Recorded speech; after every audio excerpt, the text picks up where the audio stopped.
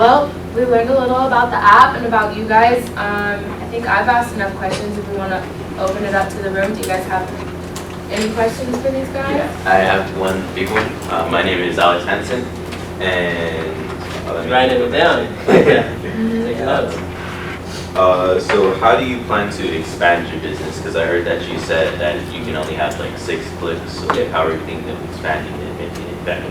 Yeah, so in terms of, great question by the way. In terms of scalability, that's not going to change. It's always going to be a 6 maximum number of clicks that you could be in. It's more than like 20 clicks, and that's just like, I'm not committed to any of them. Exactly. You can't want you to make decisions. Now I just want to be in everybody else's friend group. Yeah, exactly. And there's a scientist by the name of Robin Dunbar, and he says that you can only manage 150 contacts at a time. So like any more than 6 clicks would just be insane. But in terms of scalability, that's a great question. Right now, right, you can be in a click, you be in up to 6 different clicks with a maximum number of 12 people in the click. Right, so if you have up to 12 friends, you guys could all share on this one click. And we plan to grow by a number of reasons. Number one, we're specifically just on iPhone right now, and that was just a little homage to, you know, Steve Jobs, because I'm a huge Steve Jobs fan. So that was one reason why we wanted to get on iPhone, and another was because it's easier to test out a couple of things on there. We felt that with our target market, it was a little easier to work out some kinks with iPhone. And 2, we're in LA. There's, what? 4 million. 4 million people here? That's just LA. New York City, Paris, London, Tokyo, Japan, Brazil.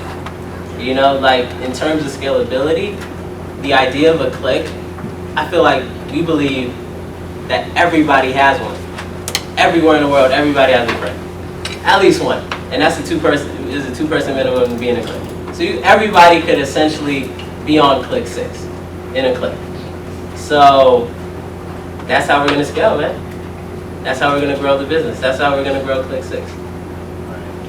So basically, we're gonna join Android. You know, we're gonna have a product on Android. We're gonna have some crazy marketing things that you guys will start to see in the summer, 16, starting this summer, with some entertainers. Luckily for us, again, growing up in the city, we have a lot of friendships with actresses, singers, rappers, sporting people, and things like that. So you'll see a lot of those things. We'll be doing cross promotions with things on Instagram and Snapchat. And we'll be doing a party series for 18 and under, well, 16 to 18-year-olds, so which is gonna be real cool for the youth. So. Any other questions? My name is Audrey Cherell, and my question is there a social media platform that CLQSIX resembles in any way, shape, or form? Like, what can it be compared to? That's a good question. Good question, Darius. Currently on social media, there's a couple other companies, a couple other apps that allow groups to either meet up, chat, or match, right? So what I mean by meet up is that it provides people, groups of people, the ability to say, like, we're a group, we want to go out and meet other groups. And then there's other ones that allow you to chat, group chat. We all know group chat. WhatsApp is one, GroupMe is one. You can group chat on your Android phone, you can group chat on iPhone. And the other is one that wants you guys to like party together pretty much. So to answer your question, Darius, currently there's nothing out there that exists that allows, you know, groups of people to share together on one page that can be followed by anyone. So you can call us geniuses.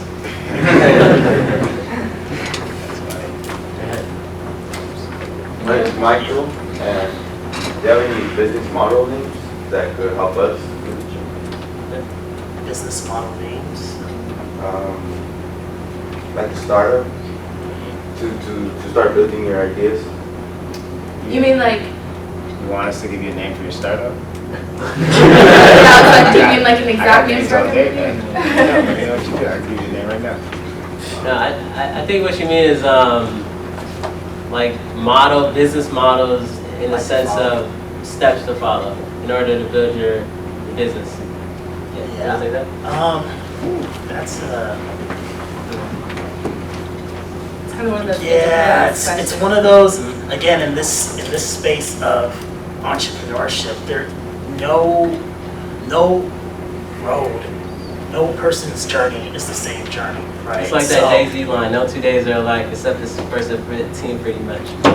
Yeah, so this is minus the first 15th, right? Because no 2 days are alike. So it's very, I mean, I would say the business model to follow is to just start. Just start. And from starting, from putting in work, that will lead to the next step. And that will organically lead to the next step. And that will lead to who you should talk to. Just start. That's what I would say for the business model. Yeah, and to piggyback on that, information is free flowing now. Yeah. This isn't 1952 where all the information was locked up in these libraries or something where we couldn't go to. Yeah. All you have to do is first start with research, I would say. So whatever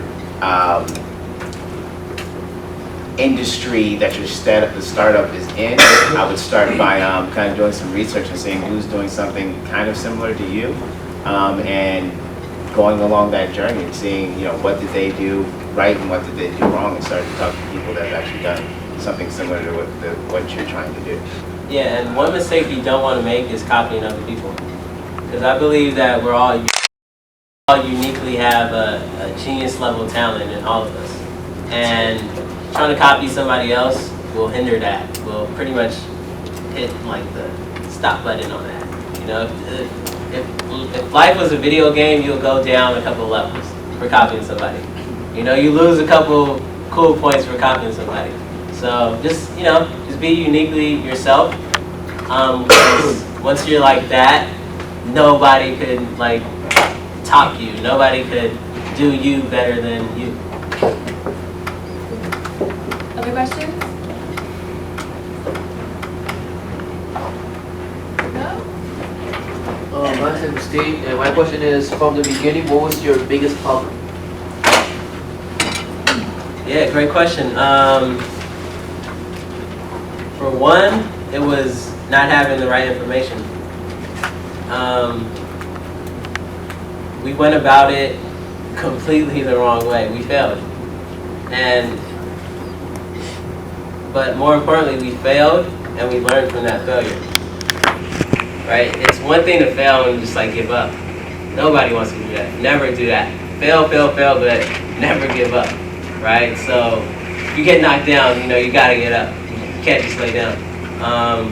So we failed, man, and we got up and we learned from our failures. We learned from the mistakes, and then we said we had those never again moments. I had my first never again moment when I was about 16, and I walked up to the prettiest girl in the room. And she said, She said no. Right? She was like, and I was like, man, never again. That was my first never again moment. And our first never again moment with CLQSIX in business was failing, and we said, hey, never again. So from that point, we've been able to, execute on a lot of strategies and take it to a level where, we feel we're doing pretty good. And there's always room for growth. We definitely have a lot more to learn and a lot more things to grow at. But it's just, to answer your question, man, it's just getting up, not stopping, and just doing it. The execution is key.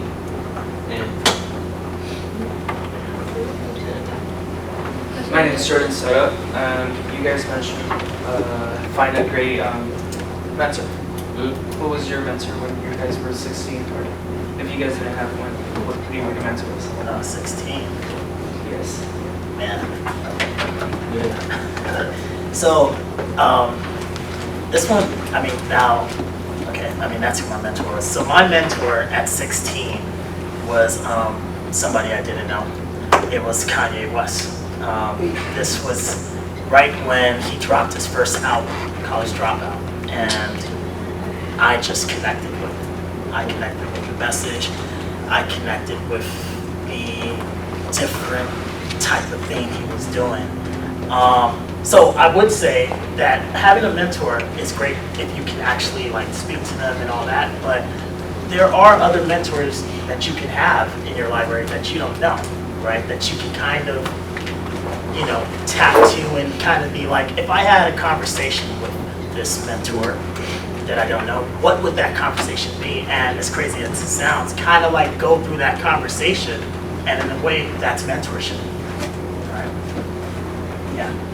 Yeah, and just to add to that, you know, what we were talking about with Google and the ability to simply input a couple words on a tab bar and get populated with all this content and information. On YouTube, people that we all look up to do interviews. And the number one reason why they do interviews is to pretty much give free information away. Which is no different from, you know, picking up the phone and calling your mentor. If you do the right research. Like for me personally, an investor named Ben Horowitz, I was just sitting down watching all his interviews. And I gained so much knowledge just from watching his interviews. I felt like I was having a conversation with the guy, you know? So just doing that to start, to answer your question, just pretty much creating a list of people that you kind of identify with, people that you connect with, and then just, you know, Googling them and watching a couple of their interviews, you know? And if not, and that's just the step one, that's phase one. Phase two is actually reaching out to them. You know, Twitter is a great platform to do that on. I've actually met tons, like awesome people on Twitter in terms of everything that we're doing with CLQSIX. And you'll be surprised of how open people are, you know, when you approach them the right way and tell them essentially what you want to do. So yeah, and asking the right questions as well. So, yeah. My name is Alex Mendez, and who are your role models? Who do you guys look up to, and why do you look up to them? Again, a music person. Sean Combs is someone who's been really Diddy. He's no government's here. Diddy. Okay. He's been a role model in my life since someone I've looked up to in my life since 1997. Mainly because he has a lifestyle that I always wanted. And you know, when I was looking, it was a big deal for me. In 1997, when you had Tupac on one side. I know I said I'm from LA, and you had Tupac on one side, Biggie and Diddy on the other side. One guy was angry, the other guy was dancing on tables, throwing money everywhere with girls. I said I want to be like that guy. That was a huge. It might sound silly, but it was a huge decision in my life. And you know, walking through this world, I've always thought to myself, whatever I can do to kind of end up like him and do things that he would do would be good for me. So he's someone that I would say has been a huge role model for me, someone I look up to. Yeah, for me, I would say over these last few years, it would be, I believe, one of the biggest disruptors, Elon Musk, because he's tackling like humanity problems right now. And this is the guy who created Tesla. Yeah, so this is the guy who created. Do you guys know who Elon Musk is? Yes. Okay, so this is. He's a great online business. Yeah, he is the founder of Tesla, which is electric cars, and also the founder of several other companies, SpaceX. He's trying to go to Mars by 2025. He's the guy that Iron Man was based off of. Basically. So, yeah, I would say he's my role model right now because, again, he's one person I can look to and be like, wow, he's tackling humanity's problems and really actually trying to find solutions, really going for it. Not just talking about it, you know, talking about world peace and all that stuff, but actually finding practical solutions to something that affects all of us and our future, you know, offerings. Yeah, my role models are these guys on stage right here. My brother Hamid Wasu, I feel like it's important to find inspiration with the people closest to you. And, you know, we piggyback back and forth on, you know, everything that we want to do in life. And it's just extremely inspiring to have that connection with, you know, the people closest around you. In terms of, you know, which kind of leads back to the statements that I was making earlier with having the right person in your ear. You know, it's extremely important to pull inspiration from the people closest to you, because that's what directly you're affected by and you're inspired by, you know. So those are my role models, these guys right here, you know.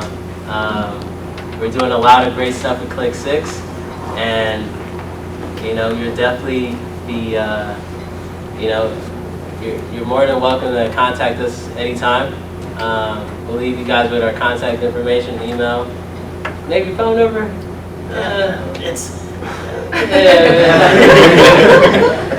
You'll be able to get in touch with us. Follow us on the Twitter accounts. We're all on social, and definitely check out CLQSIX, guys.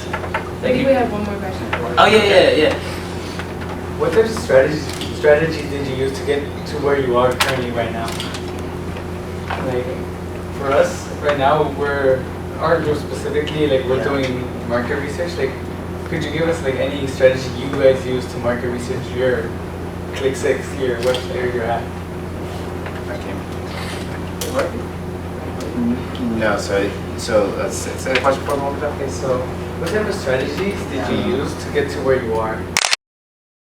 My role in this group is a product manager, so it's to market research. So growth hack. Yeah. Okay. So for us, the big thing, we're reaching out to the youth and getting them excited about the actual product. Because for us, going back to the name and how it looks and all that other stuff, we're basically a youth company. We wanted to get the youth excited first. So what we did was we reached out to people, younger people via Instagram, Twitter, and Snapchat, and got them free T-shirts, concert tickets. We got them to post pictures, CLQSIX type of pictures on their Instagram, and got all their friends excited about CLQSIX. So it was a kind of an organic thing for us, reaching out to our core user base and getting them excited. That was the first step. I'm a big believer in whatever you're doing, you have to have a core user base, and for us, again, it was the youth, so we reached out and got them excited.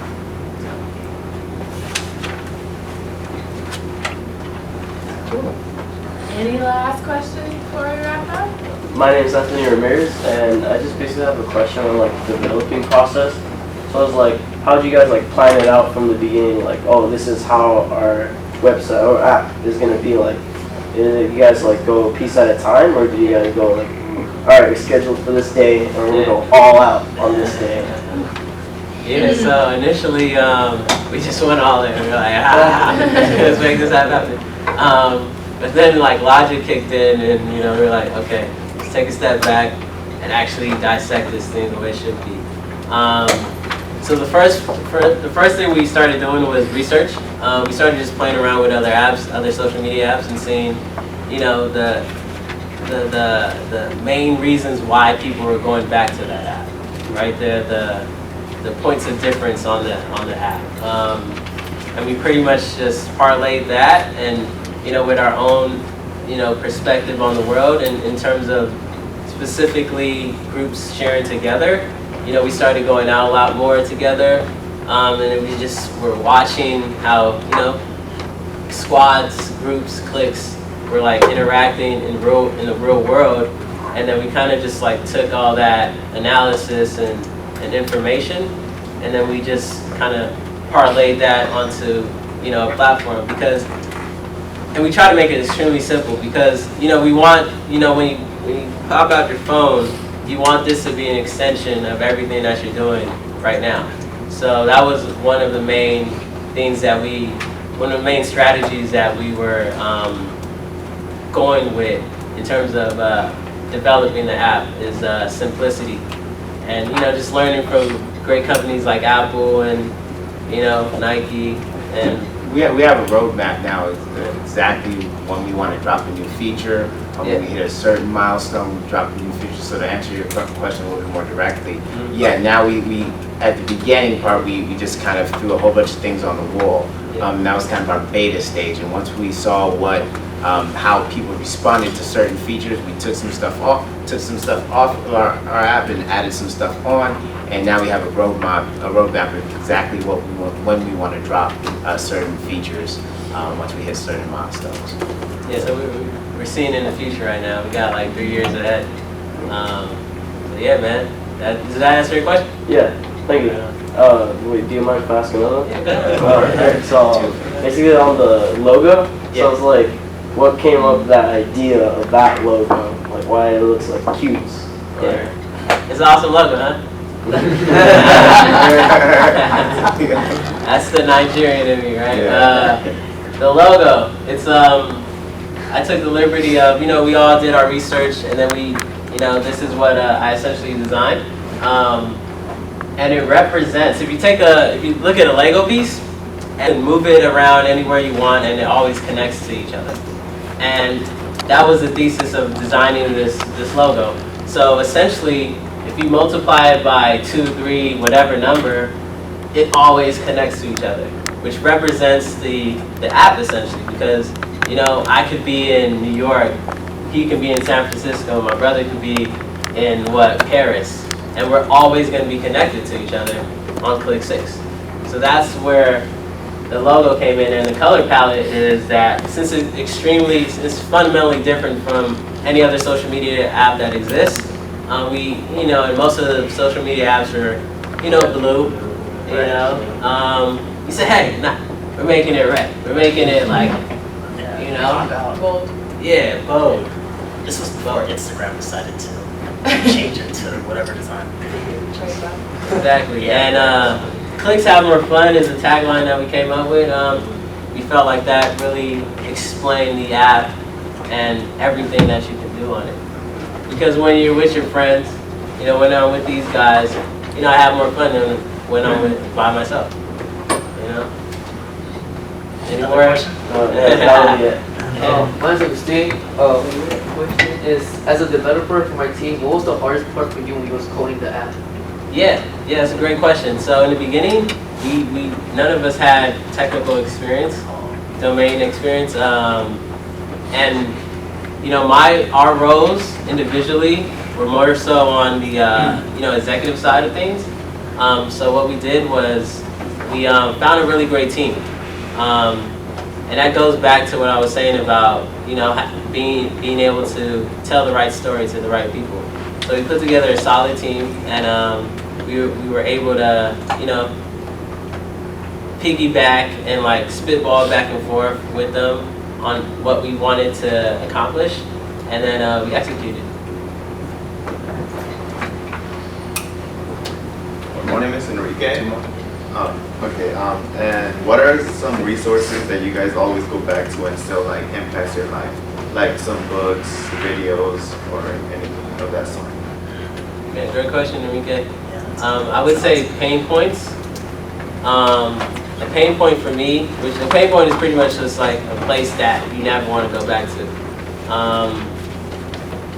I go back to the moment that, it's not really a pain point, it's more of an inspiration point. So I go back to the moment where I make this real. Drake had that line in the new album, I made a decision last night that I would die for it, just to show the city what it takes to be alive for it. That's exactly what I think about every morning I wake up. I roll out of bed, say a prayer, and I'm yeah, this is what I would die for right here.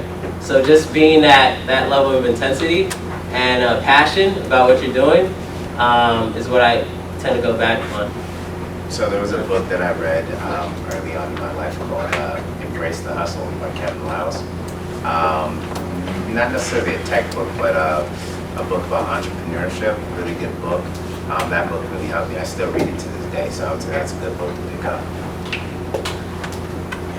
I would say I just have a mantra that I tell myself just every single time I'm experiencing the greatness in life or just tough times, and that's just, there's no limits, really no limits. So that's my personal thing for me. If you want to adopt that, go ahead. Yeah. Okay, hello again. My name is Audrey Cherell Wiltz. And my question is, how did you guys meet Oscar? Yeah, so Oscar, he's a great guy. Love Oscar. I actually met him. So I was driving in my car, right? You guys are aware of the platform Lyft, Uber, rideshare service? Yes. Yeah, we know Lyft. And this goes back to the fact that, I get knowing yourself, right? So I get inspiration from people and just having conversations with them. So I decided to get in my car and like Lyft drive around. Like I was a Lyft driver. And I ended up picking up Oscar, the founder of, TXT. And then, the conversation always comes up of what I do, like outside of when I'm driving a car. And I started talking about CLQSIX and everything I'm doing. And Click's having fun and blah, blah, blah. You can create a click, post up content on one page, anybody can follow it. And then he started asking like really deep level, high level intensity questions. I was like, whoa. You guys know, right? So we exchanged contact information, and then the next day, I think I see some familiar faces. The next day I went over to the office, had a great conversation with him, and he said, yo man, you should come and talk to the kids, and I think you'd be great. And that's how I met Oscar. Yeah. Well, thank you guys. I